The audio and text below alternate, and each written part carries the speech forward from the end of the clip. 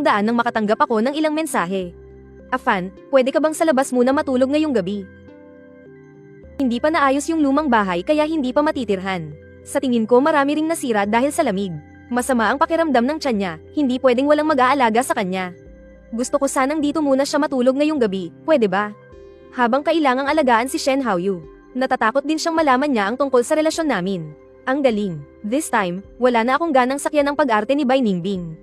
Diretsahan ko siyang tinanong, hindi ba kaibigan mo siya? Bakit kailangan pa nating itago ang relasyon natin?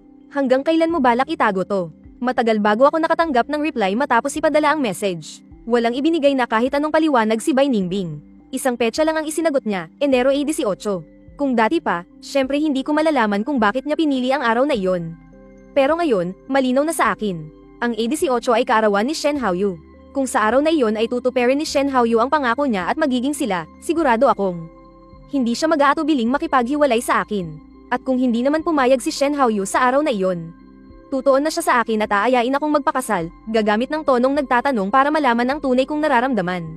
At kung sakaling tanggihan siya, ako, ang kanyang opisyal na nobyo, ang magiging backup niya. Pwede niyang palabasin na biro lang iyon.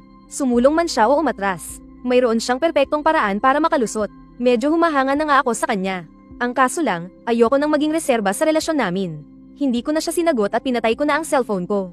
Pagkatapos, nag-check-in ako sa isang hotel at uminom ng kaunting alak bago matulog. Hapon na ako nagising. Titingnan ko sana ang oras. Pero pagbukas ko ng phone, lumabas ang napakaraming bagong mensahe, karamihan ay galing kay Bai Ningbing. Ang iilan naman ay galing sa mga kaibigan niya. Hoy, nasaan ka ba? Bakit hindi mo sinasagot ang tawag at mga message? Huwag ka namang manakot. Halos mabaliw na si Bingbang sa kahahanap sa'yo buong gabi. Napangisi na lang ako habang tinitingnan ang mga mensaheng puro paninisi. Ang pagpatay ng phone at pagtulog ay pananakot na ba? At saka, sino ba sa kanila ang hindi nakakaalam na si Shen Haoyu ang taong pinakaiingatan ni Bai Ningbing sa puso niya? May pakialam ba siya kung buhay o patay ako? Habang iniisip ko iyon, biglang tumawag si Bai Ningbing. Hindi maganda ang tono niya. Afan, nakitulog lang naman dito si Haoyu ng isang gabi. Kailangan mo ba talagang magalit ng ganyan? Kahit na hindi ka masaya, hindi mo dapat idinadaan sa ganitong paraan ang galit mo. Tinatamad na akong magpaliwanag pa. Kaya gumawa na lang ako ng dahilan. Wala akong sama ng loob. Nalawbat lang ang cellphone ko kaya kusa itong namatay. Kung dati pa, malamang ay naniwala na si Bai Ningbing sa sinabi ko. Pero ngayon, hindi ko alam kung bakit. Bigla siyang naghinala at nagtanong pabalik. Kung ganoon, bakit dati ay palagi kitang makontak kahit anong oras? Pero kagabi pa talaga namatay. Nang marinig ko ang tanong niya, bigla kong naalala ang maraming nakaraan. Ilang taon na ang nakalipas, isang gabi. Biglang sumakit ang tiyan ni Bai Ningbing, at nang tatawagan na sana niya ang kanyang sekretarya, ako ang napagkamalan niyang tawagan. Pagkarinig ko noon, agad akong bumangon para dalhan siya ng gamot. Noong nakaraang taon, nagpunta siya sa ibang bansa para sa isang business trip, mayroon kaming 7 hanggang 8 oras na pagitan sa oras.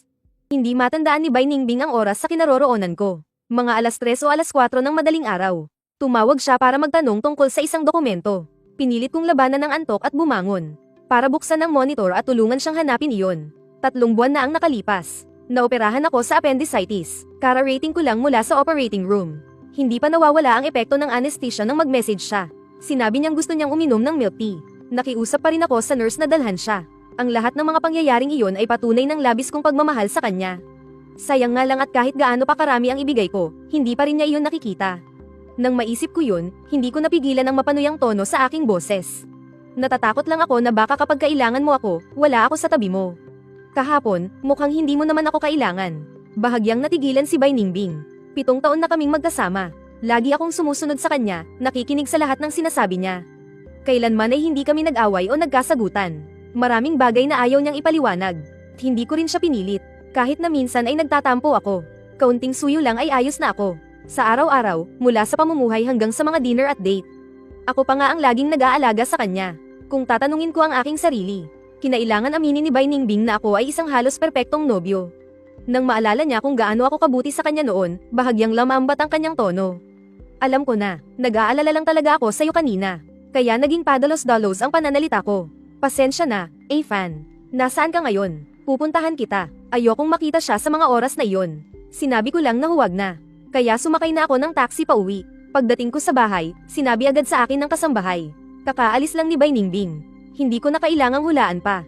Alam ko na, malamang ay tinawag na naman siya ni Shen Haoyu. Ang amoy ng pabango ng lalaki na naiwan sa hangin. Hindi ko na tinanong kung saan siya nagpunta. Pabulong kong sinabihan ng kasambahay na buksan ang bintana para pumasok ang hangin. Sa sumunod na kalahating buwan, para bang nakalimutan na niya akong nobyo niya. Walang kahit isang tawag, walang kahit isang reply sa mensahe. Sa pamamagitan ng social media ni Shen Haoyu, malino kong nalalaman ang kanyang mga pinupuntahan. Pero ayokong questionin kung saan siya nagpupunta. Ayoko ring alamin pa kung ano talaga ang nasa isip niya. Para sa akin, ang bawat araw ngayon ay isa na lang countdown. Wala akong ganang pag-aksayahan ng panahon ng isang taong nakatakda ko ng iwan. At paglaanan pa ng anumang pag-iisip, noong bisperas ng bagong taon, nagsimulang umulan ng nyebe. Maganda ang mood ko. Magdamag akong nanood ng pelikula sa harap ng floor-to-ceiling window. Madaling araw, dumadagundong ang mga paputok sa labas. Medyo napagod na ako. Humiga ako pabalik sa tomba-tomba habang nag-scroll sa social media. Sa harap ng pinto na tahimik buong gabi, biglang may narinig na mga yabag. Umalalay ako sa upuan at bumangon. At nakita kong bumalik si Bai Ningbing na lasing na lasing. Pumasok siyang pagewang gewang. Inihagis niya ang mga bitbit niyang bag sa sofa. Pagkatapos ay isa-isa niyang binuksan ang mga ito sa harap ko. Ito ang 2 scarf na kabibili ko lang. Ang lakas ng snow sa labas. Fan, nilalamig ka ba? Jiang Fan, binili ko to noong nakaraang araw. Isang Rolex para sa New Year's gift mo. Tingnan mo, gusto mo ba? Habang sinasabi niya iyon, kinuha ni Bai Ningbing ang mga regalo sa kanyang kamay. At isiniksik lahat sa akin. Naiinitan ako kaya tinanggal ko ang scarf. Pagkatapos ay hinawakan niya ang kamay ko at nagsimulang humingi ng tawad. Sorry, naging sobrang abala ako nitong mga nakaraang araw. Wala akong oras para umuwi at makita ka. Galit ka na naman ba sa akin? At saka noong huli, hindi dapat kita inindihan. Jiang Fan, patawarin mo na ako, please. Mag-ayos na tayo simula ngayon. Habang sinasabi niya iyon, lumapit pa si Bai Ningbing, gusto akong halikan. Hindi ko matiis ang amoy ng alak sa kanya. Hindi ko alam kung ano na naman ang nangyayari sa kanya. Sa huli, pinakiusapan ko siyang pumasok na sa kwarto. Matapos siyang matulog, niligpit ko ang mga bag na nagkalat sa sahig ng sala. Pagkatapos, kinuha ko ang cellphone ko. Sunod-sunod ang mga post ng mga couple sa social media. Pero ang pinaka-nakaagaw ng pansin ko ay ang post ni Shen Haoyu. Nag-post siya ng 9 photo grid. Interesante rin ang caption niya, ang unang bagsak ng nyebe ay para sa pagtagpo sa bago at tamang taong mamahalin. Nang makita ko yun, lahat ng tanong sa isip ko ay biglang nasagot. Kaya pala biglang umuwing lasing si Bai Ningbing at kusap ang naging mabait sa akin. Yun pala, may bago ng karelasyon ang taong gusto niya. Kung hindi dahil doon, paano niya naman maaalala ang isang tulad ko? May bahid ng pang-uuyam sa mga mata ko. Itinaas ko ang kamay ko, tinanggal ang relo sa aking pulso, at inihagis ito sa mesa. Sa mga sumunod na araw, parang naging ibang tao si Bai Ningbing. Hindi siya umaalis kahit saan at palagi lang nasa bahay. Sabi niyang sasamahan niya ako. Kapag masama ang tiyan ko, nananatili lang siya sa tabi ko at iginagawa ako ng lugaw. Nang mapatitig ako sa isang travel ad, nagsimula na siyang magplanong mag-travel kami pagkatapos ng New Year. Siguro dahil nasaktan siya, naging mas maalaga siya sa akin ngayon kumpara sa dati. Pero hindi na ako natitinag sa kanya. Tahimik ko lang na pinagmamasdan si Bai Ningbing. Ginagampanan ng papel ng isang perpektong girlfriend, pinapanood siyang maging abala dahil lang sa ilang salita mula sa akin. Wala akong naramdamang kahit kititing na konsensya. Sa huling yugto na ito, lahat ng ginagawa niyang ito, isipin na lang nating kabayaran sa mga pagkukulang niya noon. Sa pag-iisip niyan, lalong gaman ang pakiramdam ko. Pagkatapos tumila ng nyebe, nagpadala ang nanay ko ng mga disenyo ng ilang set ng suit. Tinatanong niya kung alin ang gusto ko. Hawak ko ang cellphone, isa-isa kong tiningnan at pinalaki ang mga litrato. Habang tinitingnan ang mga detalye sa damit, siguro ay masyado akong tutok. Nang dahan-daang lumapit si Bai Ningbing sa tabi ko, hindi ko man lang namalayan. Hanggang sa bigla niyang kunin ang cellphone ko, saka lang ako lumingon. At nakita ko ang biglang pag-itim ng mukha ni Bai Ningbing. Damit ng groom. Bakit ka tumitingin ng damit ng groom? Hindi man lang ako kumurap at agad na nagsinungaling. Di ba nasabi ko na sa'yo dati? May kaibigan kasi akong ikakasal na. Nagkaproblema kasi sa wedding dress niya, kaya naghahanap siya ng bago. Nagpapatulong siyang pumili. Nakita niyang hindi naman kakaiba ang ekspresyon sa mukha ko. Dahan-daang nawala ang pagdududa ni Bai Ningbing at ibinalik niya ang cellphone sa akin. At nagtanong siya, nakalimutan ko, anong petsa nga pala ang kasal? Samahan kita. Habang nakatingin sa seryoso niyang mukha, isang kakaibang ekspresyon ang lumitaw sa mukha ko. Sa Enero 19, sigurado ka bang gusto mong sumama? Nang marinig niya ang petsang iyon, bahagyang natigilan si Bai Ningbing. Tinitigan ko siya ng diretso. Matyaga akong naghintay sa sagot niya. Matagal siyang hindi umimik. Pagkatapos ay pilit siyang umiti para sagutin ako. Tingnan na lang natin pagdating ng araw. Mula nang mangyari yun, muling nalugmok sa kalungkutan si Bai Ningbing.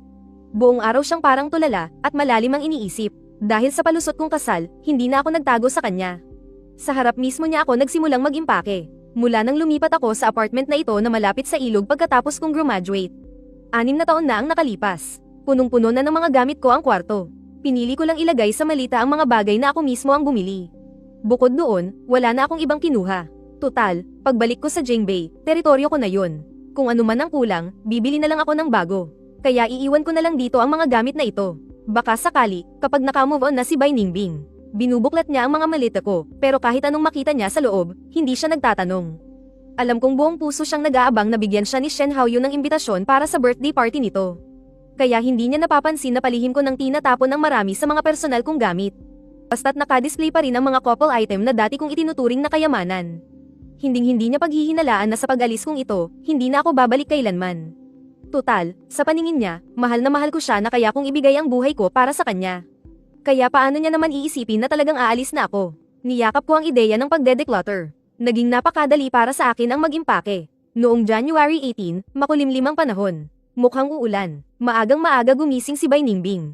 Nakaupo siya sa sofa, at walang tigil sa pagtitig sa kanyang cellphone. Medyo huli akong gumising. Umupo ako sa hapagkainan para mag-almusal. Tumingin ang kasambahay sa langit at nagtanong kay Mr. Jiang. Mukhang uulan. Gusto niyo po bang maagang umalis papuntang airport? Nang marinig iyon, napatingin si Bai Ningbing at walang kamalay-malay na nagtanong, anong gagawin sa airport? Bukas, pupunta ako sa kasal. Sabi mo pag-iisipan mo. Nakapag-isip ka na ba? Casual kong paliwanag. Tahimik kong tiningnan si Bai Ningbing. Nanahimik siya ng ilang segundo. Sa huli, sinabi niya, masyadong malayo. Hindi na ako sasama. Ihahatid na lang kita sa airport. Hindi na ako nagulat sa sagot na iyon. Inubos ko ang huling piraso ng toast, tapos bumalik ako sa kwarto para kunin ang aking bagahe. Kakafasten lang ni Bai Ningbing ng kanyang seatbelt nang biglang tumunog ang cellphone niya. Dali-dali itong binuksan ni Bai Ningbing. Sa sumunod na segundo, ang dati niyang malamig na mga mata ay nagpakita ng kagalakang hindi na maitago. Ibinaba niya ang kanyang cellphone. Agad niyang tinanggal ang kanyang seatbelt at itinulak pabukas ang pinto ng kotse. Nang makababa na siya, saka lang niya napagtanto ang kanyang ginagawa. Dali-dali siyang yumuko para magpaliwanag sa akin, Zhang Fan, may biglaang nangyari sa kumpanya, kailangan ko munang asikasuhin. Magpapahatid na lang kita sa driver papuntang airport, ha? Sa tagal na nating magkasama. Sa mga mata ni Bai Ningbing na hindi mapakali, madali kong nahalata na nagsisinungaling siya. Pero hindi ko siya binuking. Dahan-dahan lang akong tumango. Habang hinihintay ang driver, binuksan ko ang aking social media. At gaya ng inaasahan, nakita ko ang post ni Shen Haoyu na mga litrato mula sa kanyang birthday party. Wala na sa tabi niya yung magandang babae. Mukhang nag-break na naman sila. Ang ibig sabihin nito, ang sinabi ni Shen Haoyu noon na kung hindi pa siya kasal pagsapit niya ng 28 years old. Ang pangako nilang magsasama sila ni Bai Ningbing ay muling nabuhayan ng pag-asa. Kaya pala ganoon na lang ang saya niya. Pagdating ng driver, nakapagpalit na rin si Bai Ningbing ng puting formal suit at masiglang sumakay sa sports car sa tabi. Binaba niya ang bintana ng kotse at kumaway sa akin. Kailan ka babalik? Ngumiti lang ako. Hindi ako sumagot, at hindi rin naman yun pinansin ni Bai Ningbing. Mabilis niyang pinatakbo paalis ang sports car. Ako naman, nakaupo sa passenger seat. Pinanood kong mawala sa paningin ko ang sports car bago ko mahinang sinabi sa driver, "Tara na po." Nagsimulang umambon mula sa langit, binabasa ang bintana ng sasakyan. Lumabo ang salamin, at hindi na maaninag ang lahat sa paligid. Ayoko na ring tumingin pa. Pinaikit ko ang aking mga mata at tahimik na sinabi sa aking puso, "Palem." At hinding-hindi na magkikita pang muli. Bago ako sumakay ng eroplano, tumawag sa akin ang tatay ko. "Fan, anong oras ka darating? Papasundo kita sa driver. Gusto ko ring umuwi ng maaga, kaya hindi na ako tumanggi." Hindi naging mahimbing ang tulog ko kagabi, kaya pagkasakay ko pa lang sa eroplano, medyo inaantok na ako. Mahigit 2 oras ang biyahe, kaya nakatulog ako sa buong biyahe. Paglapag sa Jingbei, isinuot ko ang aking sombrero at salamin. Kalalabas ko pa lang sa arrival gate, may biglang pumihil sa akin. "Jiang Fan." Narinig ko ang malinaw na boses na iyon, at antok na tumango ako. "Pinapanta ako ni Tito Gao para sunduin ka." Tiningnan ko si Liu Ruyan habang medyo nakapikit pa ang mga mata. Inisip kong siya na siguro ang driver, pero bakit ang ganda niyang babae? Pagkasakay ko sa kotse, sumandal ako sa bintana at nakaidlip muli. Paggising ko, nakakita ako ng isang di pamilyar na villa sa labas, at may halong pagdududa ang tono ko. "Nasaan to? Hindi ito ang bahay ko, di ba?" Nang makita niya ang reaksyon ko, bahagyang ngumiti si Liu Ruyan. "Sa ngayon, hindi pa. Pero bukas, magiging iyon na. O mas tamang sabihin, to ang bahay para sa kasal natin." Bahay para sa kasal. Ang realisasyong iyon ay nagpatigil sa akin. Tuluyan na akong nagising. Tinanggal ko ang aking sombrero at salamin. Tumingin ako kay Liu Ruyan at napatingin sa kanyang mga matang nakangiti. Nakita niya ang gulat sa aking mga mata, kaya naintindihan na rin ni Liu Ruyan ang dahilan. Inilahad niya ang kanyang kamay. Nakalimutan ko palang magpakilala, Mr. Jiang, ako si Liu Ruyan. Pilit akong ngumiti ng may hiya. Mabilis kong iniabot ang aking kamay at nakipagkamay kay Liu Ruyan, ang boses ko'y may halong kaba. Pasensya na, hindi pa ako lubusang gising kanina. Nagkamali ako ng akala, ako nga pala si Jiang Fan. Ngumiti si Liu Ruyan, at ang boses niya ay napakagaan at masaya. Hindi niya yun ininda, okay lang, marami pa tayong oras sa hinaharap, para mas makilala natin ang isa't isa. Samantala, sa kabilang dako, si Bai Ningbing ay nakayuko sa harap ng private room, inaayos ang laylayan ng kanyang palda, at maingat na pinapakinis ang bawat lukot. Nag-vibrate ng ilang beses ang kanyang telepono. Kinuha niya ito para tingnan. Mensahe ito mula sa driver, sinasabing nakasakay na sa eroplano si Mr. Jiang. Pagkatapos mag-alinlangan, nagpadala pa rin siya ng mensahe. Magsabi ka kapag nakarating ka na ng ligtas. Matapos ayusin ang kanyang sarili, huminga ng malalim si Bai Ningbing at itinulak ang pinto. Ang kanyang mga mata ay nakatuon sa gitna, sa taong matagal na niyang pinapangarap. Bumilis ang tibok ng kanyang puso. Mabilis siyang lumapit. Sa pagitan ng ilang tao, narinig niya ang ilang lalaki sa tabi. Tila may tinutokso sila. Haoyu, kailangan mo na siyang ipakita sa amin ngayon, ha? Ang tagal mo nang tinatago. Bakit ka nagmamadali? Mamaya, sa pag-wish. Siguradong mamamangha kayo. Pag-wish, naalala ni Bai Ningbing ang nangyari isang buwan na ang nakalipas. Ang nangyari sa kanyang sariling birthday party. Biglang nabuhayan ng pag-asa ang kanyang mga mata. Mukhang ang biruan noong 16 anyos pa lang siya, magkakatotoo na kaya ngayon. Sa loob ng ilang oras, ito lang ang iniisip ni Bai Ningbing. Kinakabahang uminom siya ng alak ng ilang beses. Nang ilabas na ang cake, bahagyang nanginginig ang kanyang mga kamay. Pinalibutan si Bai Ningbing ng kanyang mga malalapit na kaibigan. Ang kanilang mga mata ay may halong panunukso at saya. Bingbang, malapit nang matupad ang pangarap mo. Kamusta ang pakiramdam? Yumuko si Bai Ningbing. Ngumingiti lang siya at hindi umiimik. Nakikiusyoso lang din sana si Tang Yan. Nang bigla siyang may naalala, ipinatong niya ang kamay sa balikat ni Bai Ningbing. Kung mangyari yun, anong gagawin ni Jiang Fan? Sa mismong birthday party ni Shen Haoyu, nang marinig ang pangalan ni Jiang Fan, biglang nawala ang ngiti ni Bai Ningbing at nakaramdam siya ng kaunting konsensya. Nakita ng mga kaibigan niyang nag-iba ang itsura niya kaya agad nila itong inalo. Ayos lang yan, makipaghiwalay ka na. Ngayon na, isa lang naman siyang ordinaryong lalaki, madali lang ay dismiss yan, tama. Kung gugulo siya, kami ang bahala sa kanya. Bingbang, huwag kang mag-alala. Sa gitna ng pangungumbinsi ng lahat, kinuha ni Bai Ningbing ang kanyang phone at nag-type ng ilang salita, pero tumigil ang daliri niya sa send button. Nakitang nag-aalangan siya, medyo nainip na ang mga kaibigan niya. Hinawakan nila ang kamay niya at idiniin ito. Nandyan ka ba, ang nasa screen? Sabihan mo ko pagdating mo. Sa ilalim nito, isang bagong mensahe ang lumitaw. Maghiwalay na tayo. Ang pagitan ng dalawang mensahe. 3 oras. Kung iisipin ng oras, dapat nakalapag na ang eroplano ko. Siguro makikita na niya ang mensahe, di ba? Nag-iisip pa si Bai Ningbing, pero hinayla na siya ng mga kaibigan niya papunta sa gitna. Sa gitna ng kantahan ng Happy Birthday, at habang sabik na nag-aabang si Bai Ningbing, pinagsalikop ni Shen Haoyu ang kanyang mga kamay at taimtim na nag-wish. Sana sa aking pagiging 28, maging maganda ang lahat, at sana kasama ko si Roxo sa pag-wish sa susunod na taon. Ang kaninang nakangiting mukha ni Bai Ningbing ay biglang namutla. Nagulat din ang lahat ng tao sa kwarto. Sino si Roxo? Ipakilala mo sa amin. Sa gitna ng kantsawan, namula ang mukha ni Shen Haoyu. Siya ang bago kong girlfriend. Kasasabi niya lang yun, biglang may nagbukas ng pinto ng kwarto mula sa labas. Isang magandang babae ang dahan-daang pumasok, at ninitian ng lahat. Hello sa inyong lahat, ako ang girlfriend ni Shen Haoyu, si Sia Roxo. Sa gitna ng ingay, nakangiting hinawakan ni Shen Haoyu ang kamay ng kanyang bagong girlfriend at ibinahagi sa mga kaibigan ang maliliit na detalye ng kanilang relasyon. Si Bai Ningbing ay nakaupo sa isang sulok, sunod-sunod na umiinom ng alak kasama ang kanyang mga best friend. Sakay inom, nalasing ang buong grupo. Si Tang Yan ay pasuray-suray na tumayo at lumapit kay Shen Haoyu. Sa ilalim ng mga nagtatakang tingin ng lahat, ipinagtanggol niya ang kanyang matalik na kaibigan. Shen Haoyu, nakalimutan mo na ba ang pangako mo kay Bingbang noon? Nang marinig ito, bahagyang nagpakita ng kuryosidad ang mukha ni Sia Roxo. Pangako? Anong pangako? Agad na pumangit ng todo ang itsura ni Shen Haoyu. Pero lasing na si Tang Yan kaya wala siyang pakialam. Nang makita ito, mabilis ding lumapit ang iba pang mga best friend para suportahan siya. Nangako ka kay Bingbang na magiging kayo pagdating mo ng 28. Naaalala naming lahat, magiging manluloko ka ba? Ang dating nakangiting mukha ni Sia Roxo ay unti-unting nanlamig.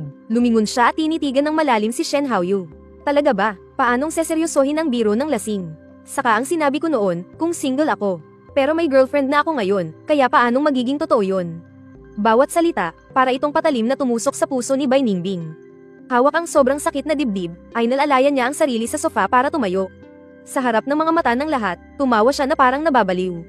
Oo nga pala, hindi yun bibilangin. May girlfriend ka, may boyfriend din ako.